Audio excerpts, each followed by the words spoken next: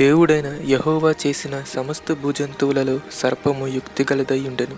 అది ఆ స్త్రీతో, ఇది నిజమా?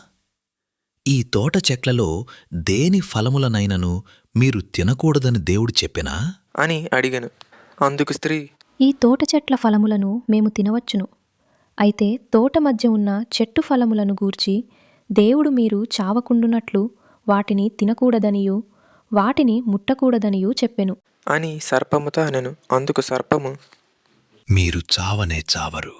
ఏలైనగా మీరు వాటిని తిను దినమున మీ కన్నులు తెరవబడుననియు మీరు మంచి చెడ్డలను ఎరిగిన వారై దేవతల వలె ఉందురనియు దేవునికి తెలియను అని స్త్రీతో చెప్పగా, స్త్రీ ఆ వృక్షము ఆహారమునకు మంచిదియు కన్నులకు అందమైనదియు వివేకమిచ్చు రమ్యమైనదియునై ఉండుట చూచినప్పుడు ఆమె దాని ఫలములలో కొన్ని తీసుకొని తిని తనతో పాటు తన భర్తకును ఇచ్చెను. అతడు కూడా తినెను.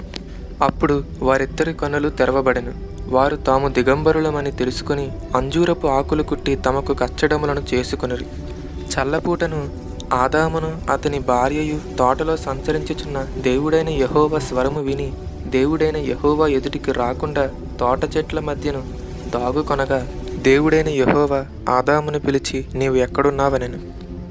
అందుకతడు, నేను తోటలో నీ స్వరము వినినప్పుడు దిగంబరినిగా నుంటిని గనుక భయపడి దాక్కుకొంటిని అనెను. అందుకాయన, నీవు దిగంబరివని నీకు తెలిపిన వాడెవడు? నీవు తినకూడదని నేను నీకు ఆజ్ఞాపించిన వృక్షఫలములు తింటివా అని అడిగాను. అందుకు ఆదాము, నాతో నుండుటకు నీవు నాకిచ్చిన ఈ స్త్రీయే ఆ వృక్షఫలములు కొన్ని నాకియ్యగా నేను తింటిననెను. అప్పుడు దేవుడైన యెహోవా స్త్రీతో, నీవు చేసినది ఏమిటని అడుగగా స్త్రీ, సర్పము నన్ను మోసపుచ్చినందున తింటిననెను. అందుకు దేవుడైన యెహోవా సర్పముతో, నీవు దీని చేసినందున పశువులన్నిటిలోనూ భూజంతువులన్నిటిలోనూ నీవు శపించబడిన దానివై నీ కడుపుతో ప్రాకుచు నీవు బ్రతుకు దినములన్నీ మన్ను తిందువు. మరియు నీకును స్త్రీకిని నీ సంతానమునకును ఆమె సంతానమునకును వైరము కలుగజేసేదను. అది నిన్ను తల మీద కొట్టును, నీవు దానిని మడిమె మీద కొట్టుదువని చెప్పాను. ఆయన స్త్రీతో, నీ ప్రయాసమును నీ గర్భవేదనను నేను మిక్కిలి హెచ్చించెదను. వేదనతో పిల్లలను కందువు. నీ భర్త ఎడల నీకు వాంఛ కలుగును, అతడు నిన్ను ఏలునని చెప్పాను. ఆయన ఆదాముతో, నీవు నీ భార్య మాట విని తినవద్దని నేను నీకు ఆజ్ఞాపించిన వృక్షఫలములు తింటివి కనుక నీ నిమిత్తము నేల శపించబడి ఉన్నది.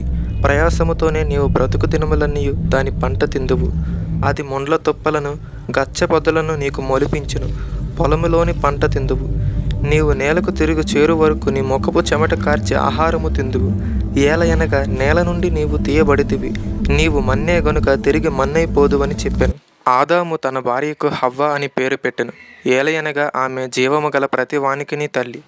దేవుడైన యెహోవా ఆదామునకును అతని భార్యకును చర్మపు చొక్కాయలను చేయించి వారికి తొడిగించెను.